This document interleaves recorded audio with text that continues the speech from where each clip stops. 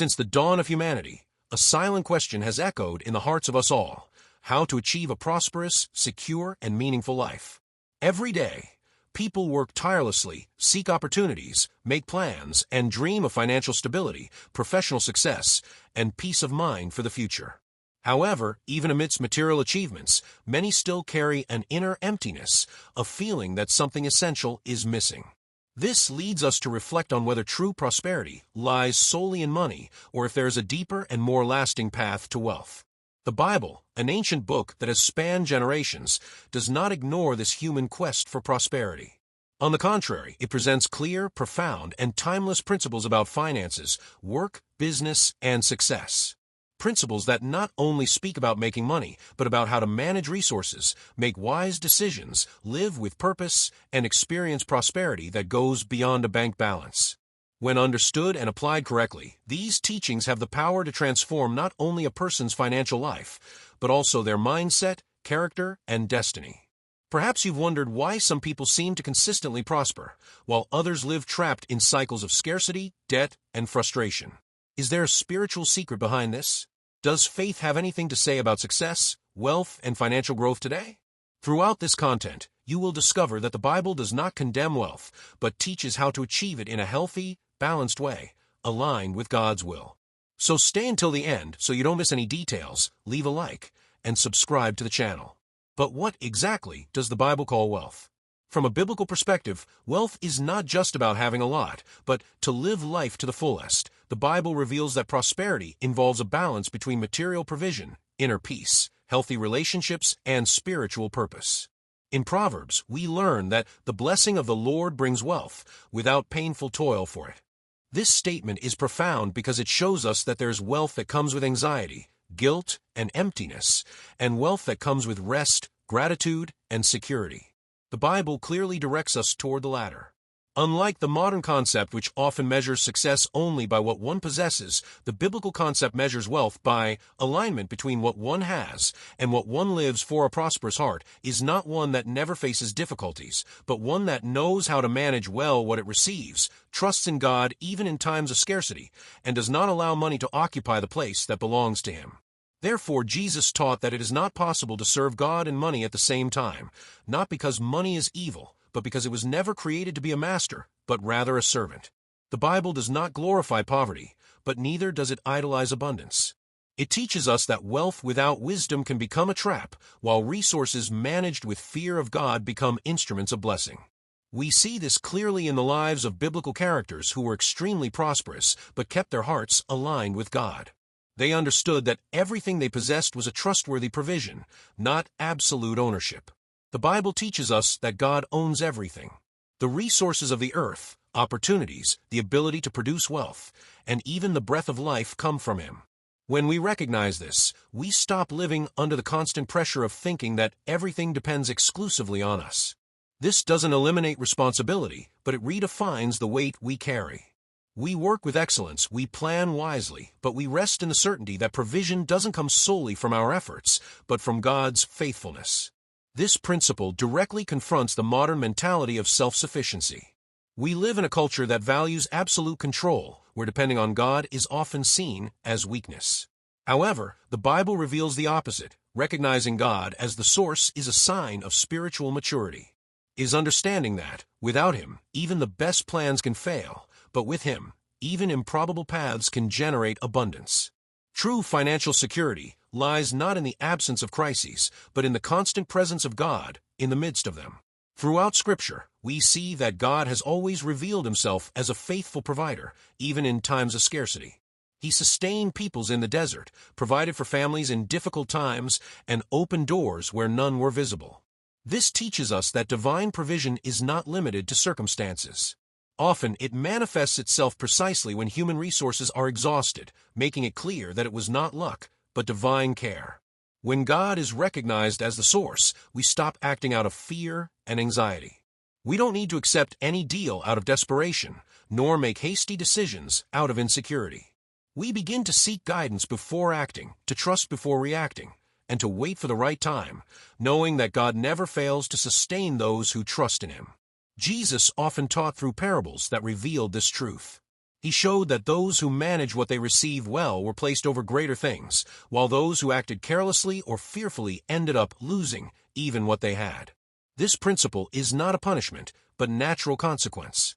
When there is no organization, discipline, and vision, prosperity becomes unstable. When there is good management, even limited resources can generate consistent growth. When we learn to manage well what we receive, understanding that we are stewards and not absolute owners, the Bible leads us to a principle inseparable from true prosperity: the value of work done with diligence and excellence, because in the biblical view, God's provision does not negate human effort. It gives it meaning, direction, and purpose. Prosperity does not arise from passivity, but from the cooperation between faith and action. From the very beginning of Scripture, work appears as part of God's plan for humankind. It was not created as punishment, but as an expression of responsibility, creativity, and contribution. Working diligently means acting with consistency, commitment, and a willingness to grow, even when results don't appear immediately. The Bible teaches us that a diligent hand prospers, while negligence leads to scarcity. This principle remains absolutely relevant in a world that values shortcuts, quick results, and effortless gains. Excellence, in turn, takes work to a deeper level. It's not just about doing what is required, but about doing it well, with integrity and dedication. The Bible guides us to do everything as if it were for God, and not just for people. This mindset completely transforms how we approach our profession, our businesses, and our daily responsibilities. When we work with this understanding, the focus shifts from just financial return to quality, impact, and the testimony we leave behind. Working diligently also means not despising the processes. Many people desire the end results, but don't value the journey that builds them. The Bible reveals that God uses work not only to generate resources, but to shape character. The discipline, patience, and responsibility developed in work are spiritual tools that sustain prosperity when it arrives.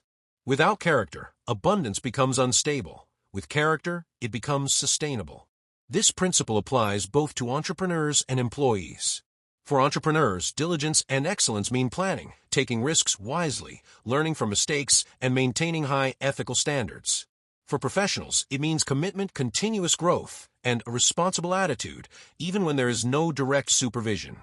In both cases, the Bible teaches us that work done faithfully opens doors that isolated effort could never open. If this content is making sense to you and adding value to your life, take this opportunity to like and subscribe to the channel. This helps us continue bringing profound, practical, and transformative messages like this one. When work is done diligently and with excellence, it bears fruit. But the Bible warns us that fruits lost without wisdom can quickly be wasted. That's because money by itself doesn't protect against impulsive choices, poorly planned business deals, or decisions made based on emotion. Many people work hard, strive, prosper for a time, but end up back where they started due to a lack of discernment. The Bible teaches us that wisdom acts as a protective system, guiding our decisions before mistakes happen. Making wise decisions begins with understanding that not every opportunity is a blessing, and not every quick gain is a good path. The Word guides us to seek counsel, to reflect before acting, and not to be led by haste. In a world where everything is immediate, biblical wisdom calls us to slow down, assess risks, and consider consequences. This applies to investments, purchases, partnerships, and even career changes. Wise decisions are those that withstand the test of time, not just the enthusiasm of the moment. Another essential point is learning to differentiate between need and desire. The Bible teaches us to live with contentment, not as a sign of complacency, but as an expression of balance. Many poor financial choices stem from comparison and constant dissatisfaction. When the heart is not satisfied, no income is enough. Wisdom helps us recognize the right time to move forward and the right time to wait, avoiding unnecessary debt and commitments that steal our peace. Financial wisdom also involves understanding limits. The Bible warns about the dangers of recklessness, excessive debt, and lack of planning. Making good decisions means respecting processes, building gradually, and not trying to skip steps. Many financial setbacks happen because someone tried to accelerate results without having the structure to sustain them. Wisdom teaches us that healthy growth is more important than rapid growth. Seeking wisdom is not just about accumulating knowledge, but about aligning decisions with spiritual principles. This includes praying before making big choices, seeking guidance, and being willing to let go of something that seems profitable but doesn't bring peace. The Bible shows that decisions made without consulting God may generate momentary profit, but are costly in the long run. True wisdom preserves not only money, but also character, relationships, and inner peace. In everyday life, this principle manifests itself in simple, yet powerful choices. Planning before spending, analyzing before investing, thinking about the future before making commitments. The Bible emphatically states that God delights in justice and rejects dishonest practices, even when they seem advantageous.